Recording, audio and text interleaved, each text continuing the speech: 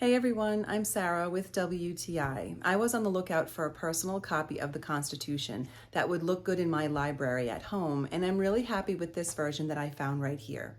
The fact that it's slim but hardcover means that it's going to last long, and I like the way that looks in my bookcase. I also like the fact that they thoughtfully divided different sections. So the Declaration of Independence has its own section, and then of course the Constitution is divided by articles, and then at the end you have the Bill of Rights in its own section as well.